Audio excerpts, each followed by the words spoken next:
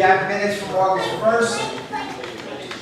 We had a public hearing that was scheduled on a liquor license hearing. I've been informed that it has been requested to take it off the agenda and keep the conditions as they are. We have ordinances on second reading O-091202-1 as amended by resolution R-O-091202. An ordinance fixing the salaries and wages of the City of New Brunswick Fire Department officers, FMBA number 217, for January 1st, 2009 through December 31st, 2014. I'm sorry, if you recall, we're making an adjustment in years 2013, 2014. There are no ordinances on first reading. Resolutions. R-10120, approve agenda amendments.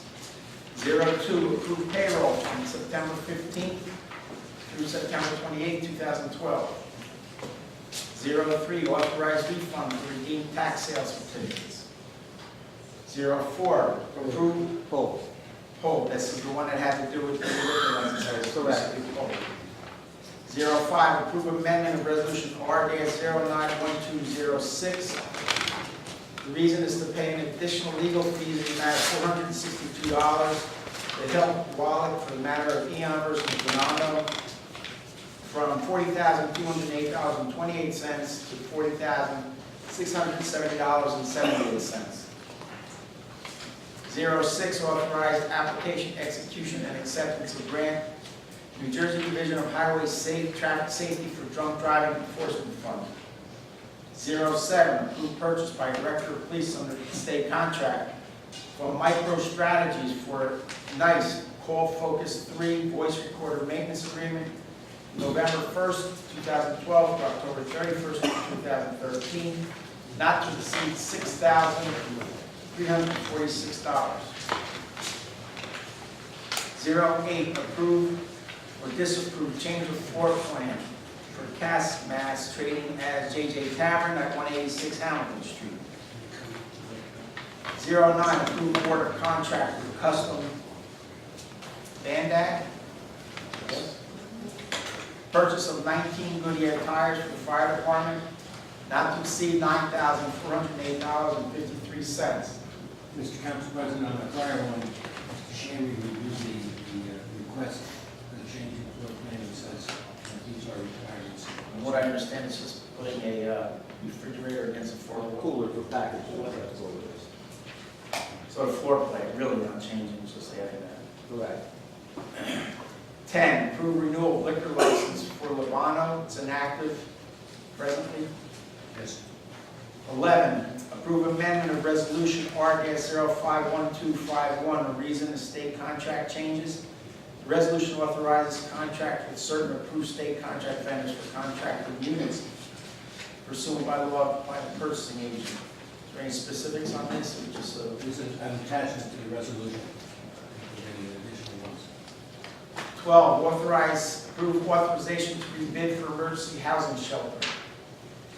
13, approve request for use of city property, Bulow Park in a grassy area near the basketball courts, requested by Phi Sigma Pi fraternity for Walk to Benefit Teach for America, Sunday, November 11th from 11 a.m. to 2 p.m. 14, approve request for use of city property, Bulow Park concert lawn requested by the Phi Kappa Alpha fraternity for lawn games between sororities from Rutgers University to benefit the James A. Harris Memorial Foundation, Sunday, October 21st from 1 p.m. to 6 p.m. Is it Phi Kappa Alpha fraternity or sorority? On here? I believe that is a certain- Speaking to two letters, I think it's a sorority, right? No, it's a fraternity. All right, they put on the application fraternity. Okay. So 15, huh? 15, approve request for use of city property, sidewalks only, Bigelow Park and sidewalks only requested by Goya, galvanizing and organizing youth activism at Rutgers for the 11th annual Walk for Literacy, Saturday, October 20th, from 11:30 a.m. to 2 p.m.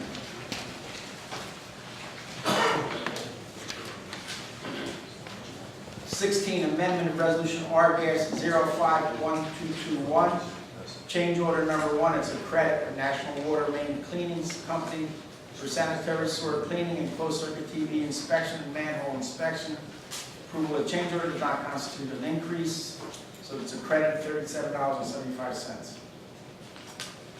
17, approve amendment of resolution R-061268, additional services of water hydraulic analysis modeling to be performed under the existing contract for 2012-2013, miscellaneous supplemental engineering services with Hatchmont McDonald.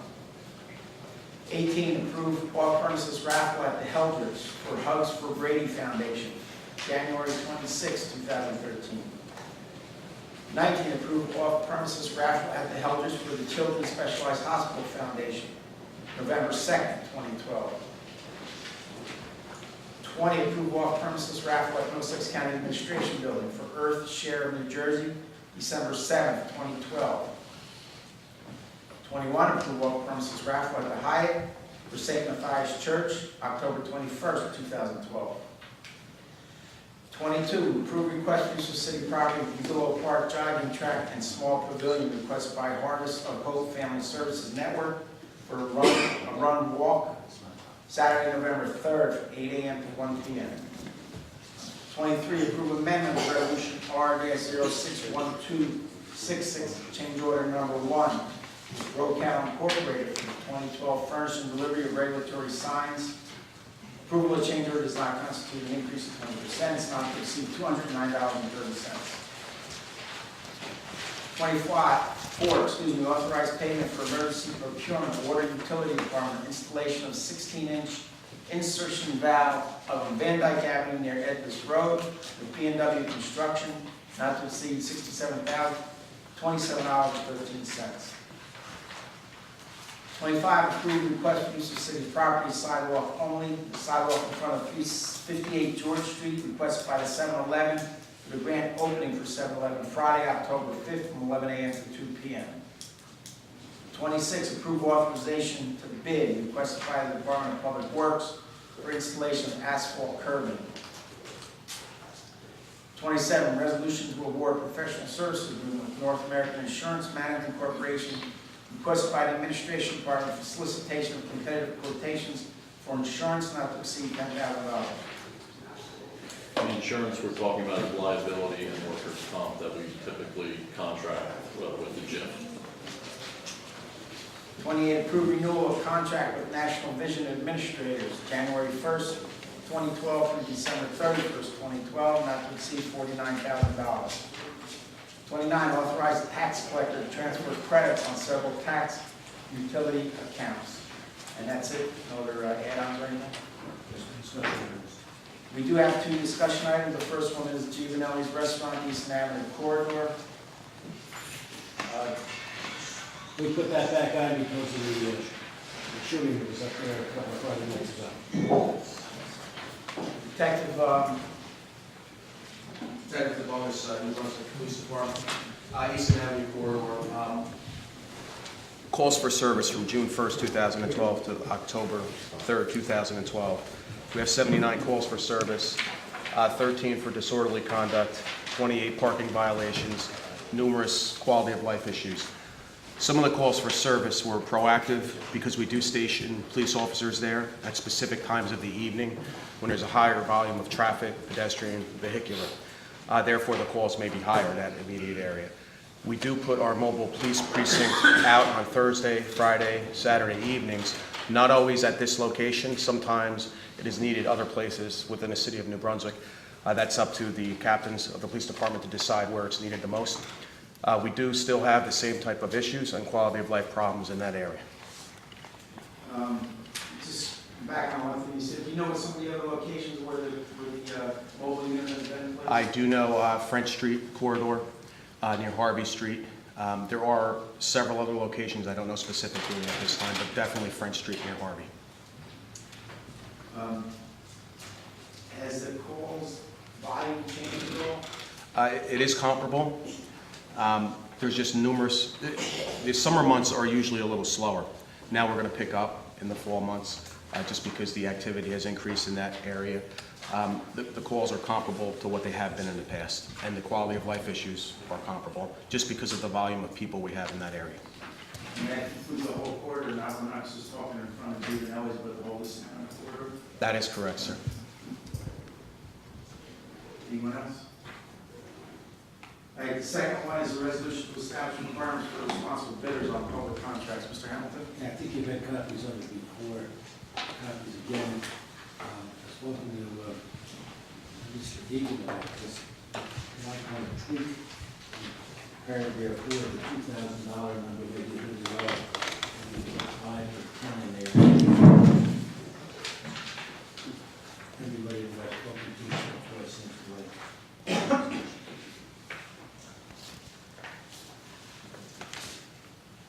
May I add my 2 cents? I think the threshold of 2,000 is extremely low. I'm seeing this resolution for the first time today, and would ask if we could at least look at this a little more closely over the next 2 weeks. Yeah, that's fine. That's, The prevailing wage threshold is $14,187, I believe. I don't know if establishing that threshold waters down what the resolution's trying to do, but I think if we needed sidewalk replacement out front for $2,000 and required from the vendor an apprentice program and a retirement program, I think that would become a little unrealistic for us to get it done quickly. I agree with that also. There's some safety requirements before though, that probably shouldn't get that number up too high, should get it up over 2. But, Yeah, If I think that number's too low. Okay. I agree with Tom for that. If we could just look at it for another 2 weeks, I'd appreciate it. Yeah, sure. Do we know what other towns do in this? Burlington County's adopted this, I understand Middlesex County's adopted it, I don't know the specifics of their numbers. I think Carteret might have it. I don't know. I'm just taking a guess. all right, so over the next 2 weeks, we can look at it and And the the rest. rest is an action item. Okay, thank you. That's it on the discussion items, that's it on the agenda, so we're going to move to the public portion of the meeting. Meeting come to order, clerk, please call the roll. Councilmember Fleming is absent. Councilmember Egan. Here. Councilmember Escobar. Here. Councilmember Garlotti. Present. Council President Racine. Here. Please be advised that the notice requirements of the Open Public Meeting Act have been complied with and satisfied.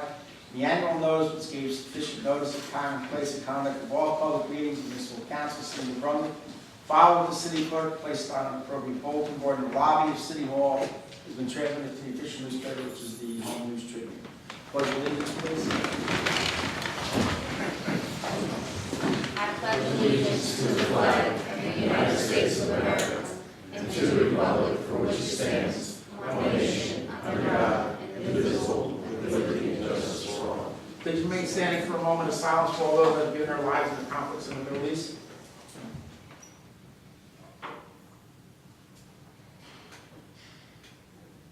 Thank you. We have minutes from August 1st. Move the minutes? Second? Roll call. Councilmember Egan. Yes. Councilmember Escobar. Yes. Councilmember Garlotti. Aye. Council President Racine. Aye. The public hearing has been canceled. We have that. We have ordinance on second reading.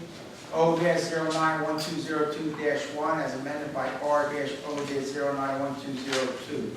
Should have a vote on the resolution first. We've already adopted that, we had a new number, so that's why it's. An ordinance fixing the salaries and wages of the City of New Brunswick Fire Department officers, FMBA number 217 for January 1st, 2009 through December 31st, 2014. Does anyone wish to comment on this ordinance? Seeing none, Move the ordinance? Second. roll call. Councilmember Egan. Yes. Councilmember Escobar. Yes. Councilmember Garlotti. Aye. Council President Racine. Aye.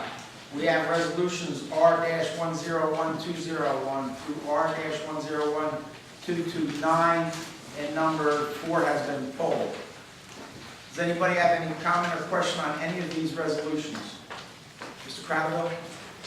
Charles Cradwell, Patterson Street. Number 10, the liquor license.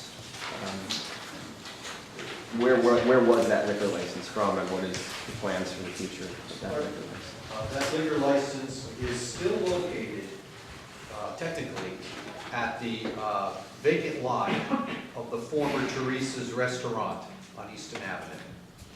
When the building is rebuilt, that liquor license will occupy that building. Thank you. And one more, I'm sorry, emergency procurement for the water utility at Fifth Road.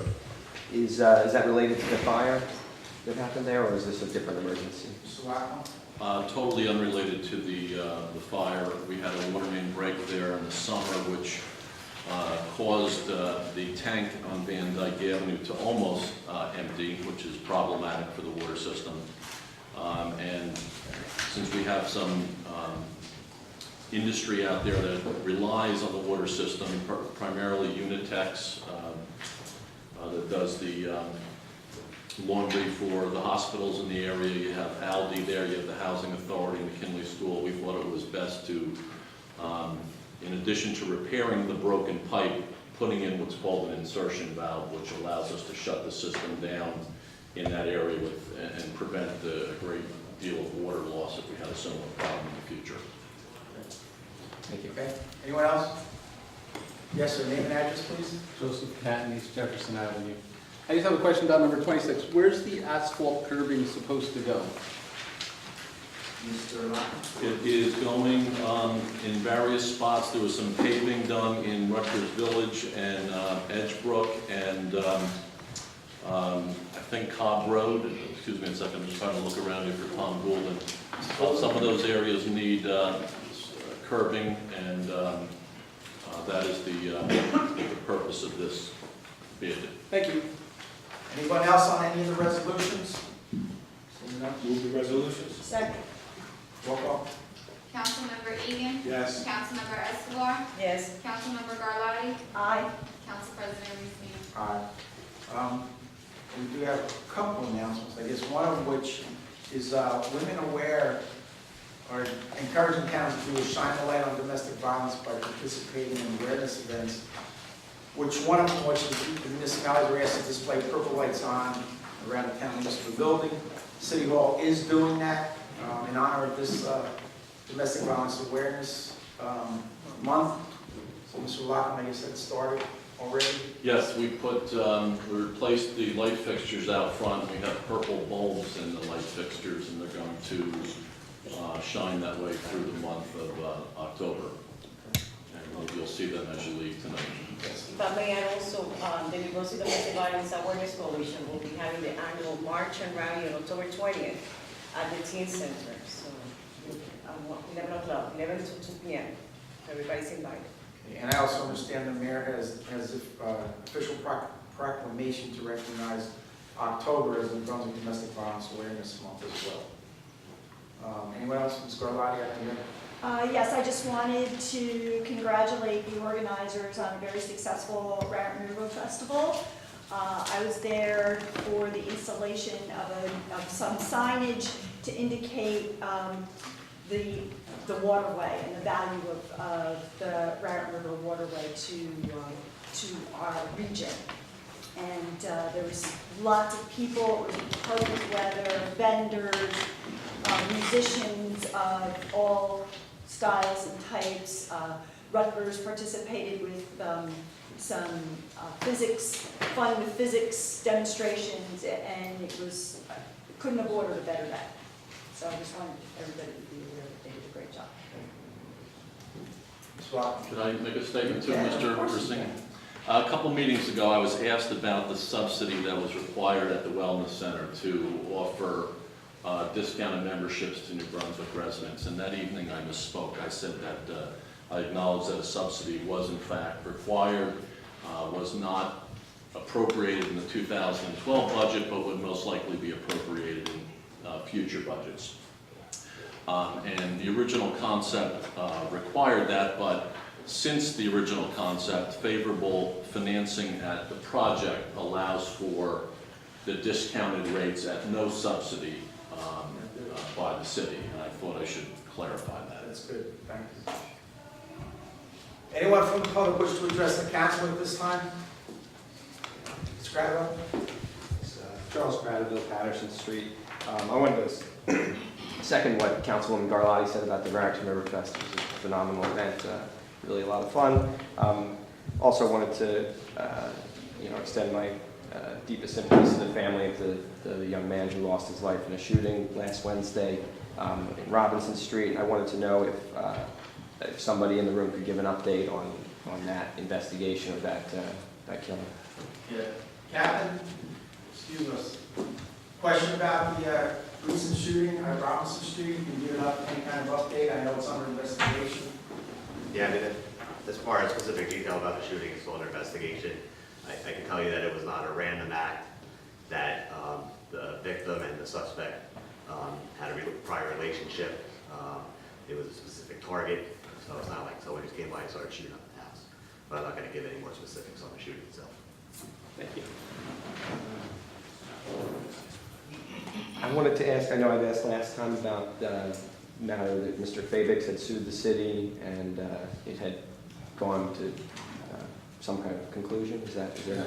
Judge Facklin, we think erroneously, said that the violation was charged under the wrong statute. The city is appealing it. He said that it should have been, when we changed the ordinance, as you know, the ordinance might read RGO 1224. When we do an amendment to the ordinance, it will say R 1224-12 to show the month, date, and the year. He said we should have used that. We never use that. We always use the number in the book. So the transcript has just come in. It's scheduled for briefings in a week or so, and it's down for argument about the first week in November. We feel, I don't want to say super confident, but we feel we're right. And I guess the discussion about the Gio Vanelli's corner there has already happened in the agenda session of the meeting? Yeah, and it was not just Giovanelli's, it was the East Avenue corridor more so. Detective Bonus was here, gave us a rundown on a number of calls, which I believe were 79 in June 1st to October 3rd, which he said was pretty much in line with it has been. It's been picked up a little when school started. The mobile unit is placed there as well as other locations throughout the city and has been there. And with the school back in session at East Avenue, you probably know, is got a lot more traffic, busy, pedestrian as well as vehicle. My question is, I wanted to ask about the response to the shooting from the department. What have they been doing different in that area since the shooting last? Captain Miller? Let's get a little away from the shooting first. When school comes back, obviously there's a large influx of people there. We always increase the patrols over there. Like I said, the shooting was a targeted act for a specific person. You're not going to be able to stop somebody when they have their mindset to commit a crime against somebody. It's not like someone's out there who can prevent it. Like I said, we have headed patrols there because the college is back and the people are up. But if you're saying, is there something specific, we're investigating that crime and trying to prevent what caused that crime. But that was, the suspects there had a mission, involved that victim. Certainly, and I'm not faulting the department for not stopping that from happening, but what I'm saying is, I noticed a big difference between the night of the shooting when there was no, police presence in the immediate area when it went down, to the following night at 3 in the morning, there was quite a large, show of force, and I wanted to ask sort of what the strategy was, in terms of that. Captain, was there an increase in patrols following that shooting? There's an increase of patrols, one, to keep an eye on the area, two, they're canvassing the area to get information in regards to that shooting particularly, so you definitely saw an increase in people there. If that's what you're asking. Yeah, exactly. I'm speaking about Convict Street. Convict Street, there must have been 3 vehicles and, a half dozen officers centered at that spot.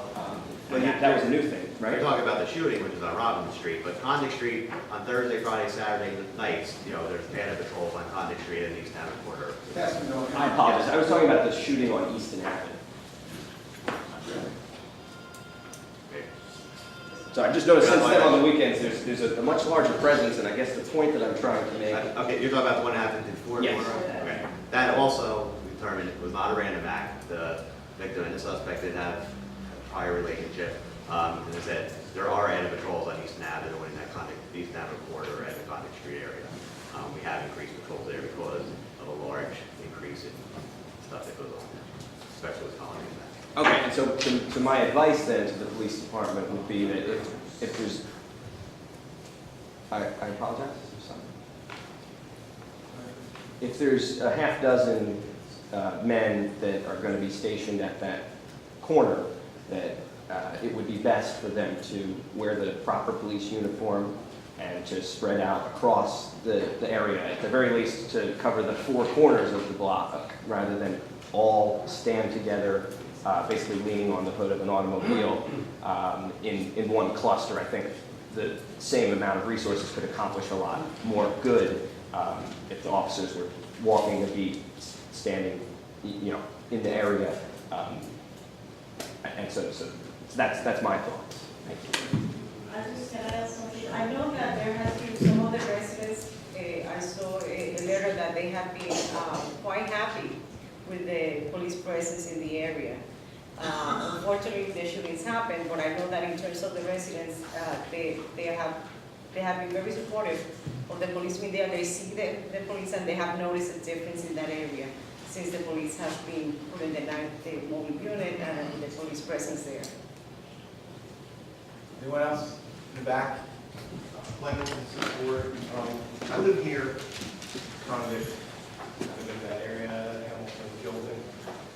And I don't want to speak for the department, but I can say that there's been a significant increase in the presence since classes started in that area in the 6th Ward, let's say from Somerset to Lewis, Somerset to Cortland, is it? And then Easton to Lewis, that little turn there, I'm not sure. Significant increase in presence, so much that I sent a letter to the department and to the mayor thanking them both for the increase in the neighborhood patrol is what it's called. And I don't want to speak for the department on this either, however, I can say that I've been in that area Thursday, Friday, and Saturday nights for the past few weeks, seeing what's going on, or the task force research I'm doing for the Rutgers Task Force, and I never see 6 police officers standing in that area at one time leading another car. Maybe 2, sometimes 4. They might congregate to talk, coordinate, strategy, but I've never seen 6 officers there at one time. Typically 2, standing right on the Convict. So just want to make that clear. Mr. Kennedy, you have that? I did. Joe Gaffney, Jefferson Avenue. I have a question as to why it's referred to as Giovanelli's.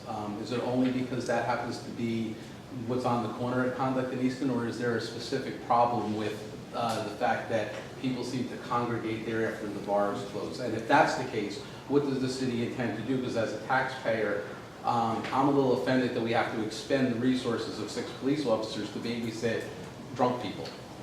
Well, the original complaint, going back a number of months, was in front of, or very close to Giovanelli's.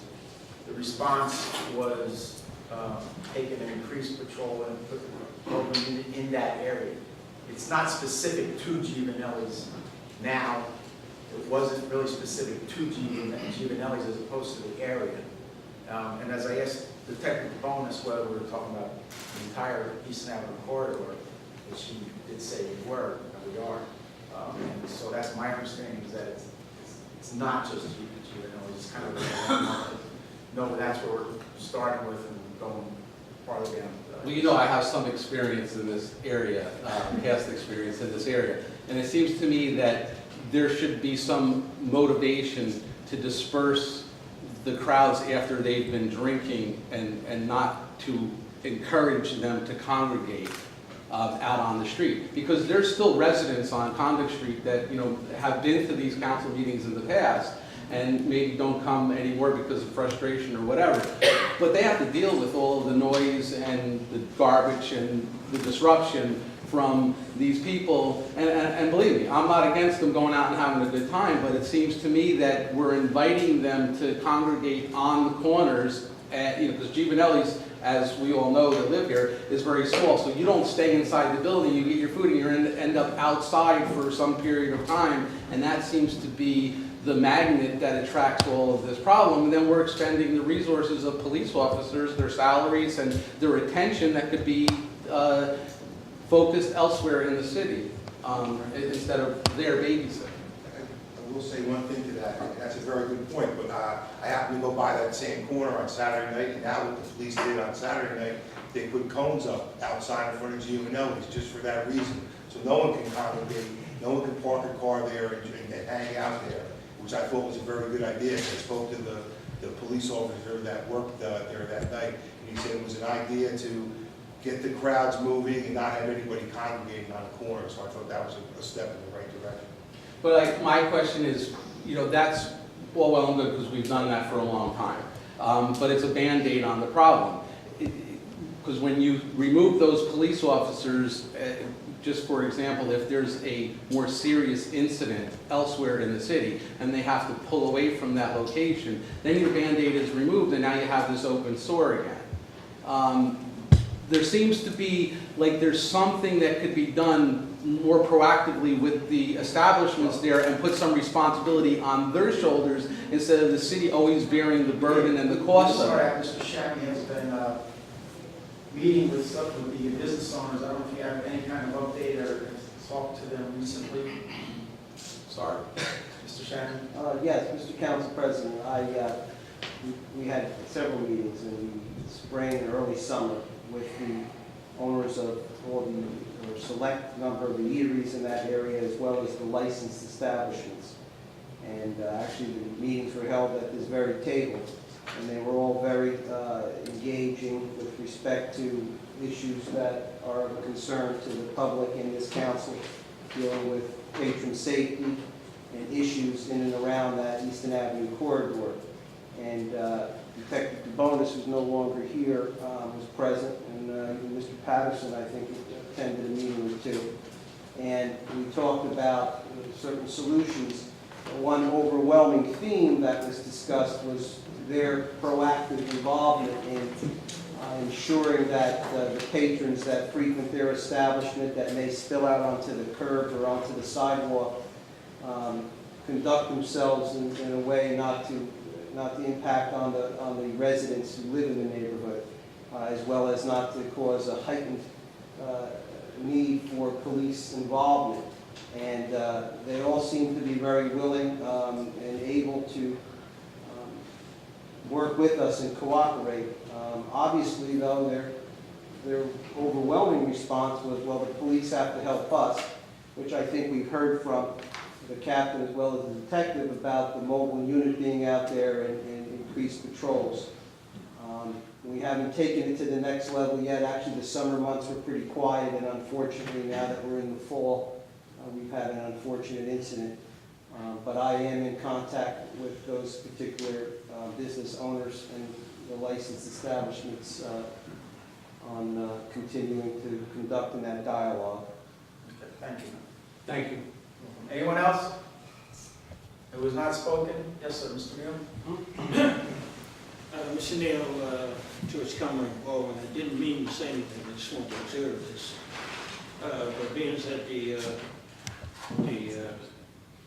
ex-police director spoke about his expertise, I think I have more expertise in it too. The question I want to ask is when you up there in the 6th Ward and you send that patrol up there, do it hurt the rest of the city? Yes, that's for me, and I'll ask Captain Miller on the patrols. I guess the question is, are we taking resources from one place and putting them in another place to the detriment of other areas? We take our resources and put them where we feel we need them the most at the time.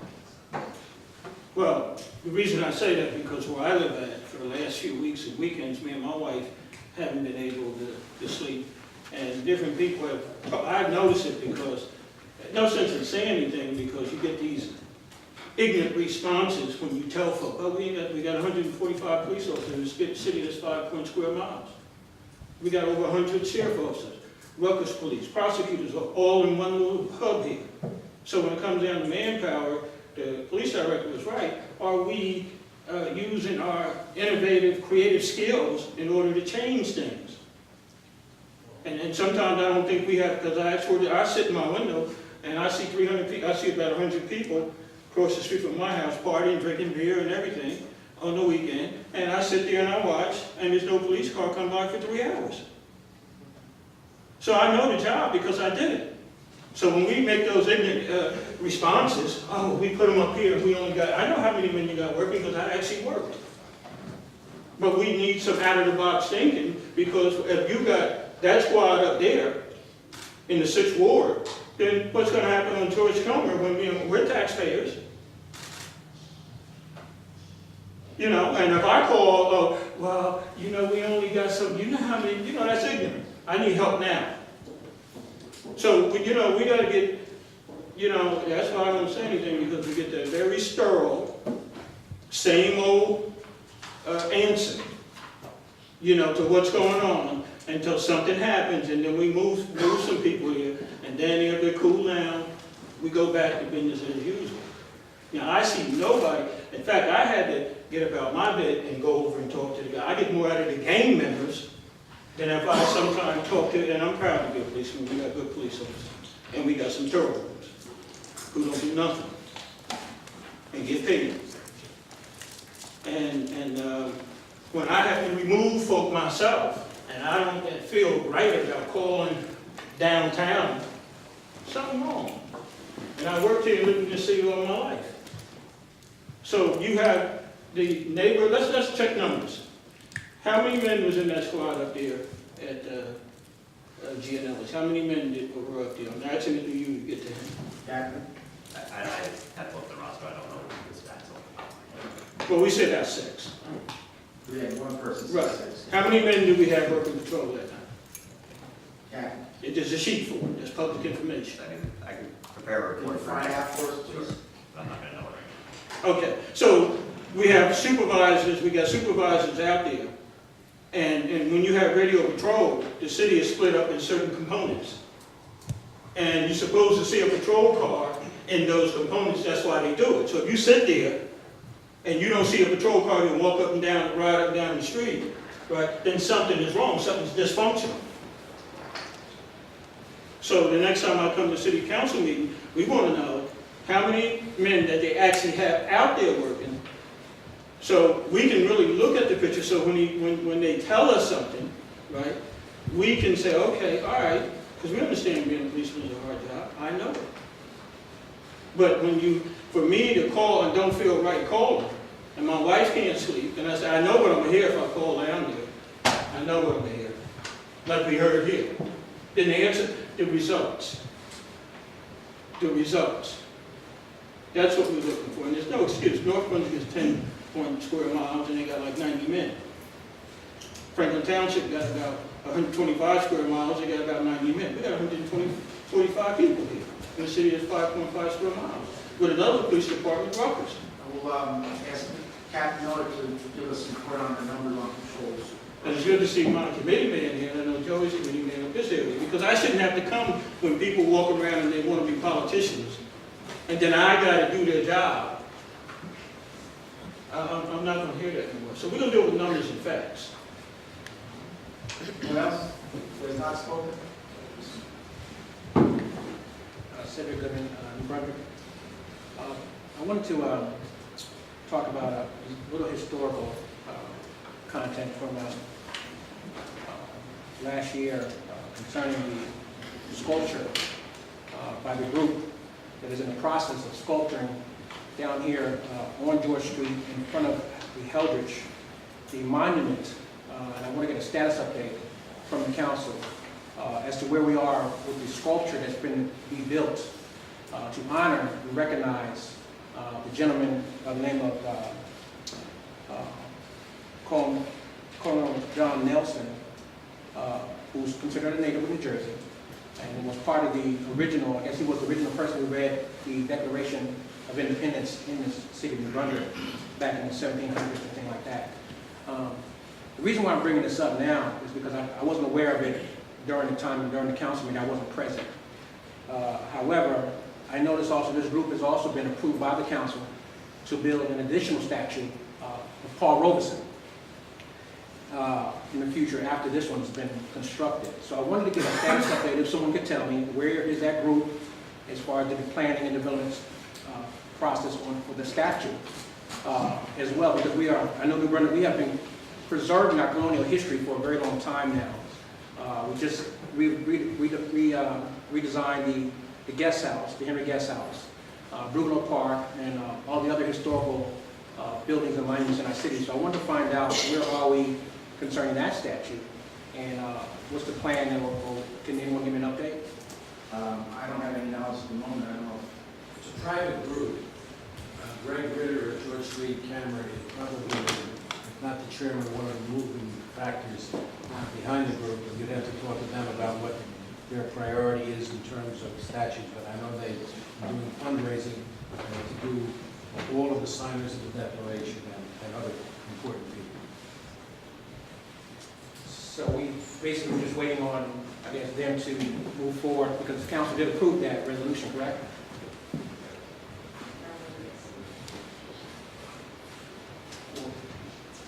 Well, I don't I'm know. not sure there would have been any action at the council. You may have, It was approved, it's been publicized, it's been published. yeah, I didn't know what resolution the council would have needed to authorize their work. Other than maybe the location. I'm not on the,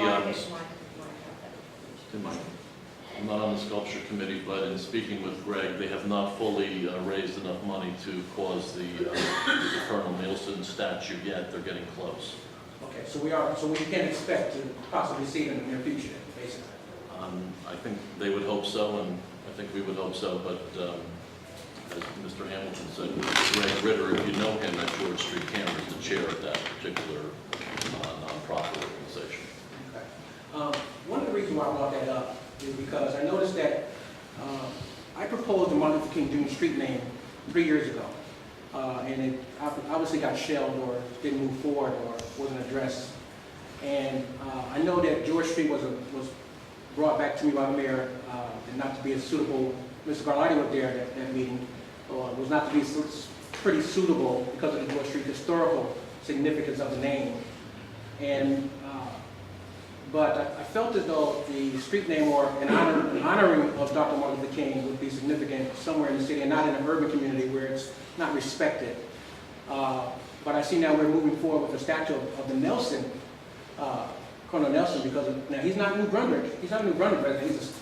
He's a resident of the state of New Jersey. However, Dr. King's name personifies peace, unity, and things like that. George Street was named after King George III, the tyrant of Great Britain, when our country, our founding fathers fought the revolution against Britain to establish the 12 or 13 colonies of America. So if we're preserving our colonial history in New Brunswick, wouldn't it also, which is the past, wouldn't it be also a great thing to also bring in some of the future, to signal that New Brunswick is also moving forward to a more prosperous and unified city as well? Because we've maintained a lot of historical content here in the city of New Brunswick. Rutgers, of course, and things like that. But do we think that we could, also try to include that as well, somewhere along the dialogue, to show that we're also moving forward to honoring this great man? Could be included in the dialogue. I think you're talking about the statute that's a private group, so it's not anything to do directly with the city, so I think that's two different things, but of course anything included in the dialogue, and that can continue. I know we haven't discussed it in quite a while, but I didn't remember when you brought it up. So. Yeah, I appreciate your response. There are two separate things, but it went forward, and that's why I brought it up. I thought it was kind of significant. We went forward with the statue and the planning, and they're going to build 2 statues. There is not one statue in the city of New Brunswick honoring Paul Robeson, honoring Dr. King, honoring any great African-American person that I felt as though I think it should be significant. Again, as a private group, I think it would be beneficial. Maybe you should go down and talk to Mr. Ritter and maybe even volunteer to be part of the committee. He's on George Street and doing, I'm not sure if you have the story, I'll talk to you. Find out what the plans are and make suggestions as to where we're going forward. So it's not a collaboration as far as the city and It's not a collaboration with the city. Not a collaboration? It's a private group. It's a private, it's a nonprofit? yeah. Okay. And they're raising money so there's no city fund involved with George Street. Okay. And my last question, I'll close with this. I wanted to address Captain Miller. My last time I was at the meeting, at the city council meeting, I requested some information. Obviously, we got lost in the translation of the communication between the two. I've called his office and left messages. However, I wanted to get a copy of the new police conduct initiative that was implemented after the Barry DeLoach killing. And I haven't heard any response or anything like that. I haven't gotten anything. But I do know that the city attorney, assistant city attorney here, she is the community advocate or community liaison working within the internal affairs. So I was wondering if I could get some help or get some assistance on finding out whether or not we can get an update on and get a copy of the policy so that we can review what changes have been implemented since that incident to see if we're headed in the right direction as far as curbing some of the aggressive police behavior out there. Ask Captain Miller to report at the next meeting, and I'll ask Ms. Hayden will be here at the next meeting. She's here. Yeah, well, Captain, you can, I don't understand what document you're asking for. Well, There's been training correct. that we talked You said, about, but I don't understand what document you're requesting. well, We we, were trained. can you, maybe you can talk to him outside and yeah, no problem. tell him exactly what you're looking for. Yeah, not a problem. And then Ms. Hayden's here as well if you want to. And just to, Mr. Goodman, you said you left me messages. On the 19th, you left me one message that said I will talk to you at the meeting, which you didn't show up for the 19th, and that's the only message I received from you Yeah, in the last at least 2 months. Not a problem. I'll call a couple times. Get together so get it straight, and know what you want, you can get it to the person, like I said, Ms. Hayden's here, you can touch base with her as well. All right, thank you. Okay, thank you. Anyone else? Ms. Pittman? How you doing? Hello, Pittman. Fire Chief of Brunswick. First off, I want to commend the mayor for declaring October, National Domestic Violence Month, I guess, in the city of Brunswick. And I want to know if you guys are going to take a deeper look into the domestic violence issue that's within the police department while this month is going on. Because there have been a few issues about domestic violence within the police department. And if you deal with statistics, 6 out of every 10 officers' spouse ends up filing a domestic violence complaint at some point in time. I just wanted to know if that can be also looked at in a deeper sense. Well, what we did was not looking at anything, we were just on board with the Women Aware with your maybe October National Women New Brunswick Domestic Violence Awareness Month. There's nothing being looked at, I guess, so to speak, but wherever there is domestic violence, it's wrong. And individuals who do that should be held accountable, whether it's in a city hall, at schools, out anywhere. It's just unacceptable and should be looked at. Whether you have specific instances of things that are happening that have very important to you, to also have the person who had this violence directed at them make sure they report it so that things can be done. It's kind of a little more difficult when dealing with police officers. When the victim is more scared, if the officer is committing domestic violence, then who does the victim call? Prosecutor's office. I mean, every spouse doesn't know that, and there's still more intimidating This factors. maybe can be part of the domestic violence for women aware. And the councilman said that there was a march on the 20th to get some of this awareness. No, but if I may, just, the police department has a domestic violence unit. And and they have somebody who's a civilian, who's a social worker, who's the coordinator of the program. And the reason I know is because I did that many years ago. And any incidents where there was a police officer involved, it was investigated, at least when I was there, and I'm pretty sure that it continues. And it is an awkward, and I know of officers that their guns were taken away, you know, they couldn't take it home, you know, so there is some protection there for victims. And I know that the woman I work is an advocate. They train the police officers in the Brunswick Police Department. They train all the staff, and they're very aware. The police officers, I'm not saying that it doesn't happen, because it happens everywhere. Whether you're a police officer or not, this is a public health issue that has been plaguing our society for many years. And that's what I am happy to see. The city has been doing a lot with domestic violence, educating the public, with the domestic violence unit, organizations like the New Brunswick Domestic Violence Awareness Coalition has been doing a lot of work in the community, in our communities, going to schools, going to organizations to talk about training people on what either businesses, community-based organizations, doctors, nurses. So we have been very involved, we have been very proactive in the city with domestic violence. And that I know because that's my passion, and I have been working on that for more than 10 years in the city. So there is it's a difficult situation with the police officers are a little bit more sensitive. Like you said, they have a gun, so but they are protective laws for those victims. Any victim, whether you are a police officer, wife, or a partner, or whatever, there are protection for you. Who's in charge of the domestic violence unit? The one in charge is the one with the coordinator. Her name is Tanya Jeter. The officer who works with her is Officer Gallardo. Danny Gallardo, I don't know if you know him. Very good officer. So get to know them. They do a lot of activities.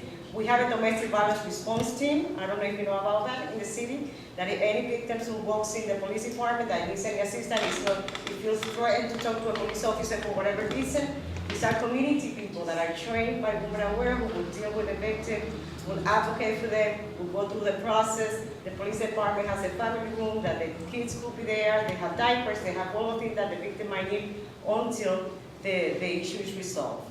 Okay, I was just saying. Get to know them, they're really good. I was just saying take a deeper look, because it's domestic violence month. In any situation, whether you're a police officer or not, it's a good thing to bring it up. It's a serious Awareness, issue. absolutely. It's a serious issue dealing with the city. So Any city. So why is Mark Yes. Smith still working? Officer Mark Smith. First of all, I don't know anything. Okay. Also, I just wanted to take the brush up on well, seriously, the unfortunate situation that happened on Robeson Street, which brought up to the college student.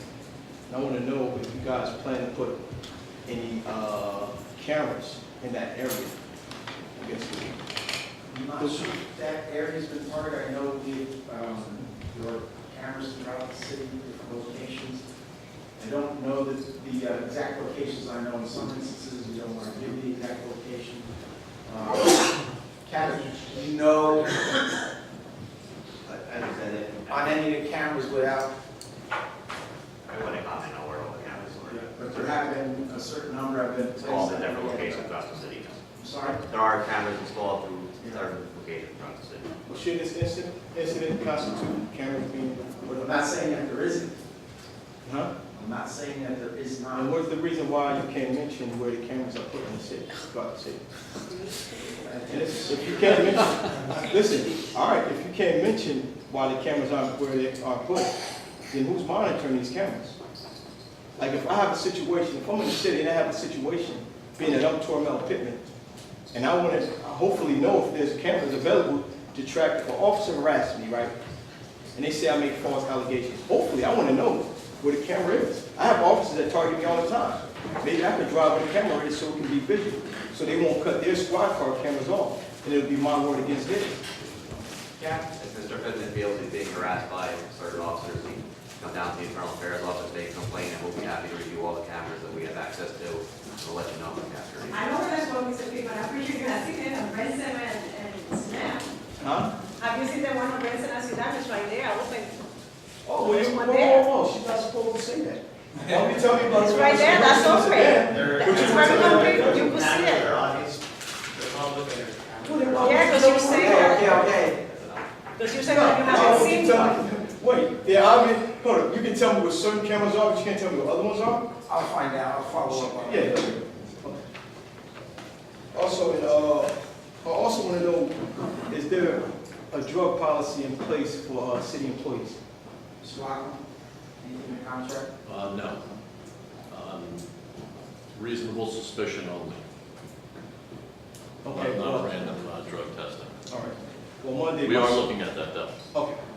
Well, Monday, my sister was driving in a vehicle, and she got sideswiped by the street sweeper, wrecked a brand new BMW. And I wanted to know if the person that was driving that street sweeper was subject to any type of drug testing. I would have to know if he requires a CDL license to operate that vehicle, and I do not know that right now. I'll look into it for you. What is the Commercial driver's license. People, No, I know. they are required to, they are randomly drug tested by federal regulation. Oh, yeah, federally, yes, Yeah. the CDL, but I'm talking about as far as city. Is there any requirements for a city employee that may smack a vehicle or something? As I that- said, reasonable suspicion, but I'm not aware of the accident. I'll look into it.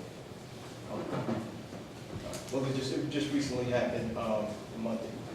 And also my last council meeting, raised a question to Captain Miller, or to you through Captain Miller, and I was questioning the sensitivity training that Officer Danny Mazon went through, and his answer was kind of lackluster because he said, yes, he did sit down, and I just really want to know more specific in what day and when did this take place, because it was only one officer. So if you can tell me that he did take training, and you can tell me the month, then he obviously seen the day that it took place. That's very important to know. If he doesn't know the day, I would believe that it didn't happen. Yeah. At the last meeting, Mr. Pittman asked if he received training, and I answered the question. I could find out for you. You know, you didn't request a date at the last meeting. You asked, a yes or no question. I gave you a yes or no answer. The answer was yes. We'll go through his training records and find out what day he was training. I'll report that back next meeting as well. All right, so we'll look at the rest of the date. But so next meeting, you have the The date. next meeting, or if you want to call. No, I'd rather come at the next meeting. Also, Can you see that last? huh? Can you see that last?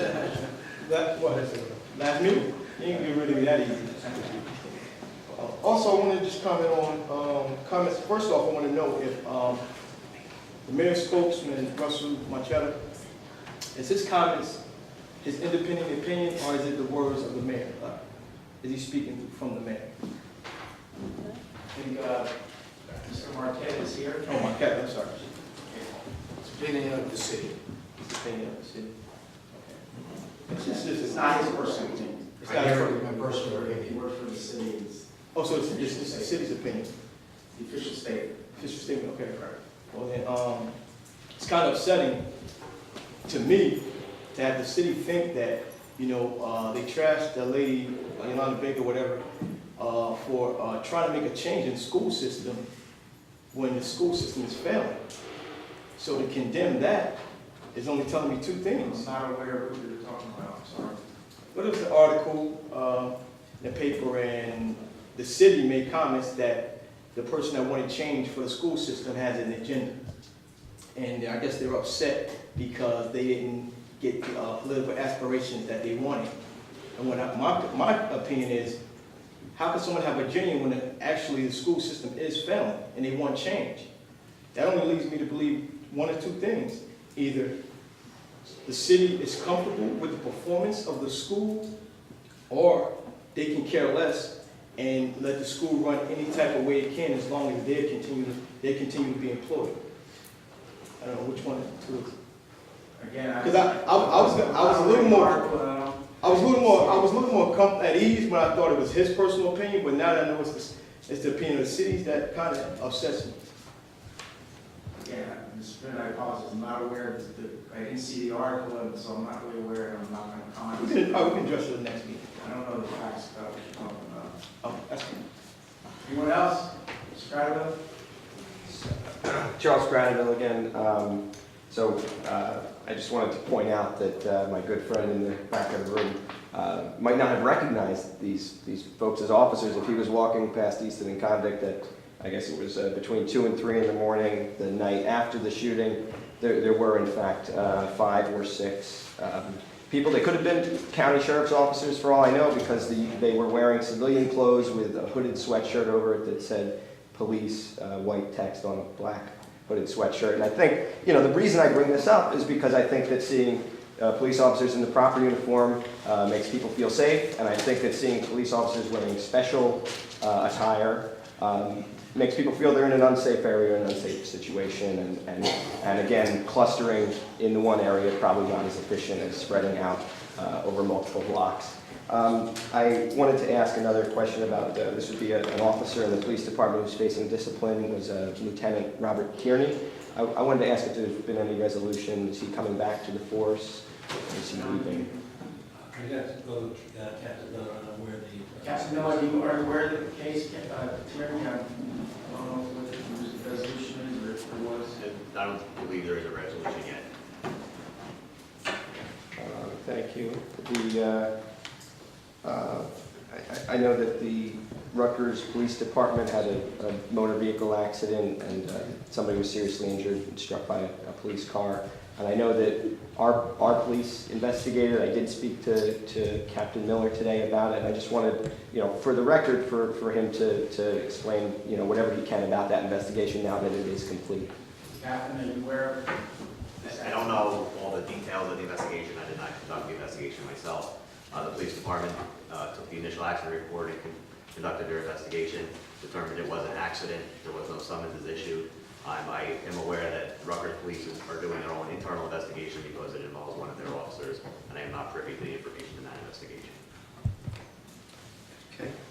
And I guess the only other thing I did want to mention, the fact that it's correct, there's going to be a municipal question on the ballot this year. Is that the city clerk's office led me to believe that's the case? Yes. Okay, and so that question will be asked of voters this November 6th, same day as the president, about whether or not to switch to a school system that elects the school board. Yes. And so I wanted to ask the 4 members that are here tonight how they'll be voting, and how they feel about the school I'm system. not telling you how I'm voting, that's It's fine. Do you have a public opinion on whether it should, obviously the mayor does. That's the way. That's something any councilman wants to answer, I'm not going to answer this. Why don't you ask after there's been some public debate, when they've had some new information in front of them, and a fresh opinion.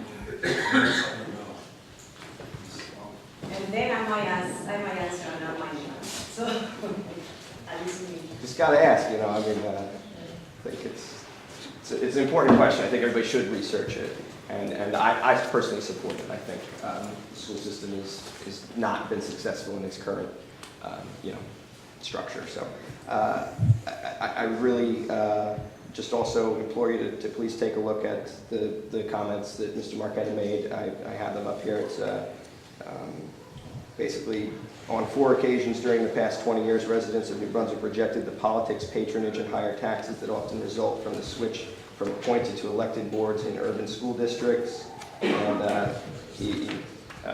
for a brief period of time, myself and Committeewoman Yolanda Baker were seeking off seats on the city council. And he said that it's not surprising that the petition is filed and supported by a political candidate for office that saw little chance for success in the November election as an alternative way to advance their own political and personal agenda.